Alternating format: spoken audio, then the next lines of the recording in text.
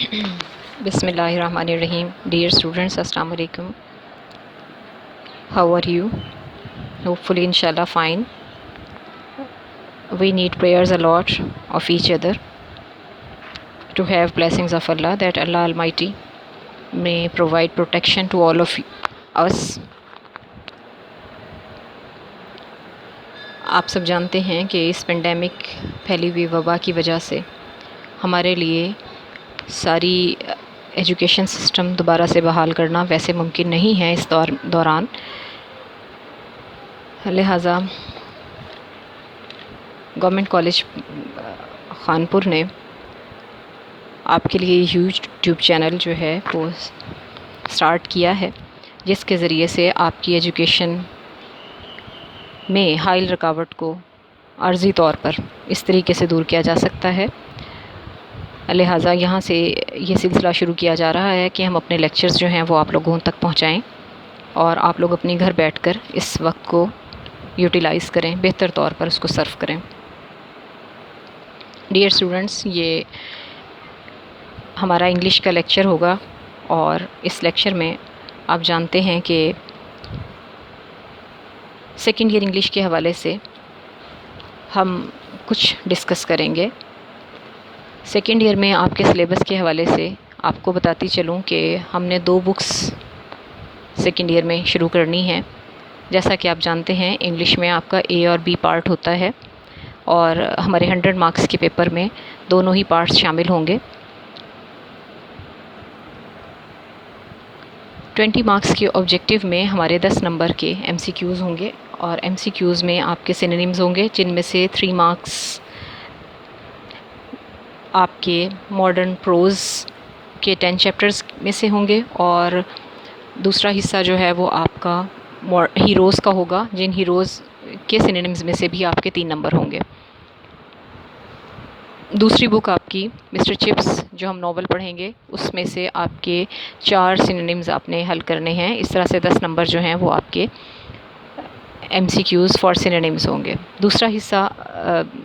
یعنی be part میں سے 10 نمبر جو ہیں وہ آپ کے ایم سی کیوز میں وہ 5 مارکس آپ کے پریپوزیشنز کے ہوں گے اور 5 مارکس آپ کے کریکٹ یوز آف ٹینسز کے ہوں گے.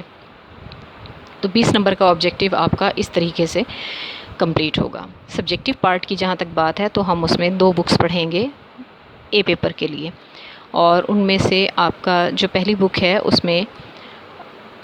ماڈرن پروز اینڈ ہیروز کے نام سے آپ کی پہلی بک ہوگی، جس کے 2 حصے ہیں. ماڈرن پروز میں آپ 10 چیپٹرز پڑھیں گے، جن میں سے آپ نے 6 شارٹ کویسچنز جو ہیں وہ تیار کرنے ہیں، اور آپ مسٹر چپس جو پڑھیں گے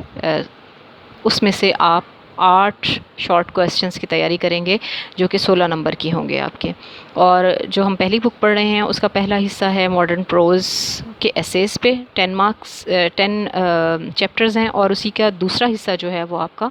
ہیروز کا ہوگا، جن میں سے ہم 5 ہیروز تیار کریں گے اور ان میں سے بھی آپ نے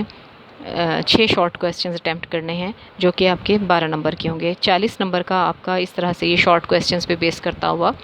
آپ کا پہلا حصہ کمپلیٹ ہوگا. اور سبجیکٹیو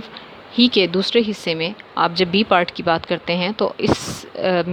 حصے میں آپ نے ایسیز تیار کرنے ہیں. جیسے آپ نے فرسٹ ایئر میں سٹوریز اور لیٹرز تیار کیے تھے، اسی طرح سے آپ نے ایسیز تیار کرنے ہیں سیکنڈ ایئر میں، اور وہ آپ کا 15 نمبر کا کویسچن ہوگا. اور دوسرا جو کویسچن آپ کا بی پیپر میں سے ہوگا وہ آپ کے ایڈیمز کا ہوگا. اور ایڈیمز آپ کو پتہ ہے، جیسے آپ نے پچھلے سال فرسٹ ایئر میں آپ نے پیئر آف ورڈس تیار کیے تھے، بالکل اسی طرح سے اسی پیٹرن پہ آپ یہ اپنے ایڈیمز جو ہیں وہ تیار کریں گے جو کہ آپ کے 10 نمبر پہ ہوں گے. اور اس کا تیسرا جو کویسچن ہے وہ آپ کا ٹرانسلیشن کا ہوگا فرام اردو ٹو انگلش. پچھلے سال یعنی فرسٹ ایئر میں آپ نے فرام انگلش ٹو اردو پہلی بک جو ہے وہ آپ نے تیار کی تھی ٹرانسلیشن کے لیے، لیکن اس میں آپ ٹرانسلیشن جو ہے وہ تیار کریں گے فرام اردو ٹو انگلش، اور وہ آپ کے بی پیپر کا حصہ ہوگی اور وہ 15 نمبر کا آپ کا کویسچن ہوگا. اس طرح سے آپ کی 100 مارکس کی جو ڈویژن ہے وہ کمپلیٹ ہو جائے گی. امید ہے آپ کو یہ ڈویژن آف مارکس جو ہے وہ سمجھ میں آ گئے ہوں گے، اور جیسے جیسے ہم پڑھتے جائیں گے اس کے ساتھ ساتھ آپ کو مزید کلیئر بھی ہوتا جائے گا، جس طرح سے میں نے ابھی بریفلی آپ کو تھوڑا سا بتایا ہے آپ کی ڈویژن آف مارکس کے حوالے سے. تو ہماری جو پہلی بک ہے، ہم اس میں سے ماڈرن پروز اینڈ ہیروز کے نام سے جو ہم پڑھیں گے، اس میں سے ہمارا جو بالکل پہلا چیپٹر ہے وہ ہے دا ڈائنگ سن. اور دا ڈائنگ سن جو ہے یہ آپ کا سر جیمز جینز کے نام سے کے رائٹر، سر جیمز جینز جو ہیں وہ اس کے رائٹر ہیں، اور انہوں نے آپ کو یہ اپنا دا ڈائنگ سن جو ہے وہ چیپٹر لکھا ہے،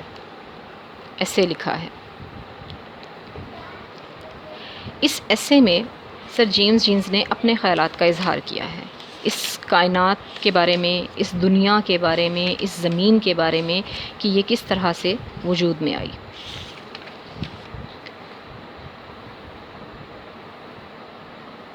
انہوں نے اس باب میں اس خیال کا اظہار کیا ہے کہ سورج کی حرارت اور روشنی کس طرح سے ختم ہوگی، کیسے زمین کا انجام ہو جائے گا، تباہ ہو جائے گا نظام شمسی، کیسے اس زمین کا آغاز ہوا، کیسے انسان کا آغاز ہوا، اس روئے زمین پر کیسے زندگی کا آغاز ہوا. سر جیمز جینز جو ہیں ان کے نزدیک ہماری زمین جو ہے وہ 2 ارب سال پہلے وجود میں آئی، اور یہ زمین ایسے ہی وجود میں نہیں آ گئی. سر جیمز جینز کے مطابق ہماری زمین 2 ستاروں کے ایک دوسرے کے قریب ہونے کی وجہ سے، آنے کی وجہ سے، حادثاتاً طور پر ایک دوسرے کے قریب آ جانے کی وجہ سے زمین یہ ہے وجود میں آئی. انہوں نے کہا کہ ایک ستارہ جو ہے وہ حرکت کرتا ہوا، گھومتا گھماتا کسی طرح ہمارے سورج کے قریب آ گیا. نارملی ایسا نہیں ہوتا کہ کوئی ستارہ جو ہے وہ گھومتا گھماتا سورج کے قریب آ جائے. ہر ستارہ جو ہے اور ہر سیارہ جو ہے وہ اپنے اپنے علاقے میں، اپنے اپنے مدار میں گھوم رہا ہوتا ہے. لیکن جیمز جینز کے نزدیک یہ حادثہ جو ہے یا یہ واقعہ جو ہے وہ رونما ہوا 2 ارب سال پہلے، جب ایک ستارہ اتفاقیہ گھومتے ہوئے ہمارے سورج کے قریب آ گیا. اور آپ سب جانتے ہیں کہ سورج جو ہے پگھلے ہوئے مادے پہ بیس کرتا ہے، بہت گرم گیسوں کا مجموعہ ہے.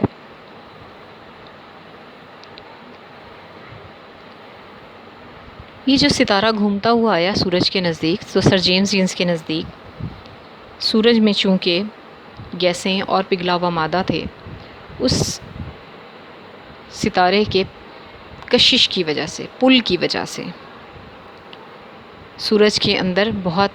بڑی بڑی لہریں پیدا ہوئیں، بڑے ابھار پیدا ہوئے، اور یہ ستارہ جو ہے وہ اس سورج کے مادے کو اپنی طرف اٹریکٹ کرتا رہا، اور بالآخر یہ پہاڑ، یہ لہریں خلا میں بکھر گئیں. اور خلا میں بکھرنے کے بعد کچھ ٹکڑے جو تھے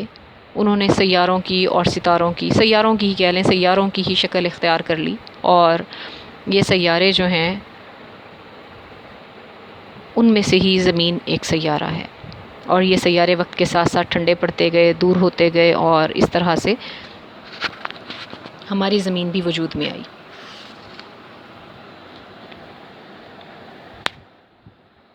اور جب ہماری زمین بھی سرد ہو گئی، جیسے باقی سیارے آہستہ آہستہ سرد ہوتے گئے دور ہونے کی وجہ سے سورج سے، تو جیسے جیسے ہماری زمین سرد ہوتی گئی اس پر آہستہ آہستہ زندگی کا وجود جو ہے وہ ممکن ہو سکا. یہ تو ہمیں سر جیمز جینز نے اپنے نظریے کے مطابق زمین کے آغاز کے بارے میں، اس نظام شمسی کے بارے میں کہ یہ کس طرح سے وجود میں آیا، آپ کے ساتھ انہوں نے بتایا. پھر دوسرے نمبر پہ وہ کچھ ہمیں اس طرح سے ہماری اس زمین کی کم مائگی کا، اس کے چھوٹے پن کا، اس کے الگ ہونے کا، اس کے تنہا ہونے کا بھی ذکر کرتا ہے. اور وہ کہتا ہے کہ زمین جو ہے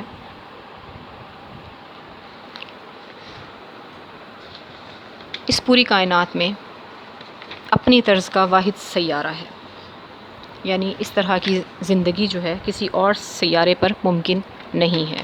اور یہ ہم بھی مختلف سورسز سے، مختلف ذرائع سے، مختلف جو ہمارے پاس معلومات ہیں، معلومات کے جو ذرائع ہیں، وہاں ہم بھی یہ علم حاصل کرتے ہیں۔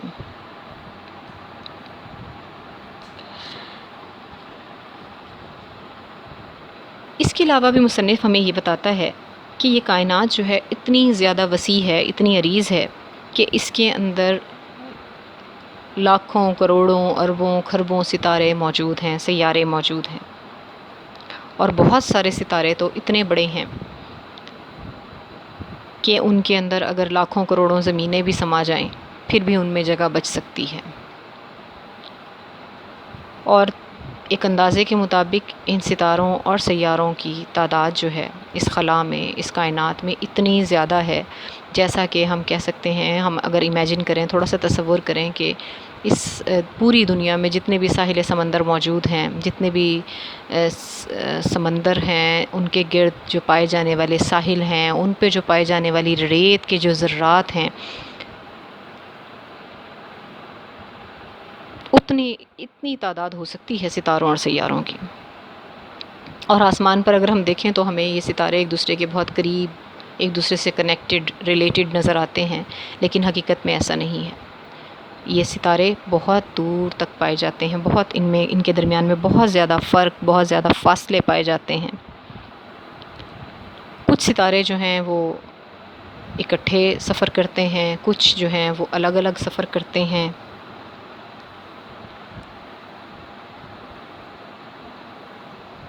اور اس طرح سے ان کا سفر جاری و ساری رہتا ہے، اور اسی سفر میں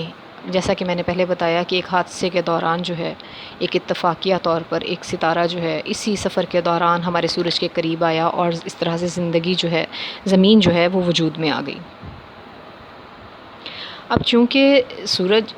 ہی کا ایک حصہ ہے ہماری زمین، لہٰذا وہ جو سیارے سورج سے الگ ہوئے تھے، ٹکڑے الگ الگ ہوئے تھے، وہ سارے کے سارے جو ہیں وہ سورج کے گرد گھوم رہے ہیں، جس کو ہم کہہ سکتے ہیں کہ اس طرح سے سیارے جو ہیں وہ نظام شمسی جو ہے وہ وجود میں آیا۔ اور پھر آپ کو پتہ ہے جیسے جیسے زمین سرد پڑتی گئی، آپ کو پتہ ہے کہ زمین پہ پایا جانے والا جو درجہ حرارت ہے وہ بھی مختلف ہے، وہ بھی باقی سیاروں کی نسبت مختلف ہے تو ہم یہاں پہ سروائیو کر رہے ہیں۔ اگر یہ ٹمپریچر جو ہے باقی کے سیاروں کی طرح ہو تو ہم اس پہ سروائیو نہیں کر سکیں گے، کیونکہ بہت زیادہ درجہ حرارت پہ بھی ہم سروائیو نہیں کر سکتے، اور بہت ٹھنڈے ماحول میں بھی ہم نہیں رہ سکتے۔ اس لیے زندگی کے لیے جو خاص شرائط ہیں وہ صرف اس زمینی سیارے پر ہی ممکن ہیں۔ اس کا دوسرا حصہ میں انشاءاللہ آپ کو کل بتاؤں گی، کیونکہ اس سے زیادہ جو ہے وہ کل انشاءاللہ اس کو ہم کنٹینیو کریں گے، اور اس چیپٹر کو باقاعدہ اس کی ٹرانسلیشن جو ہے وہ ہم شروع کریں گے۔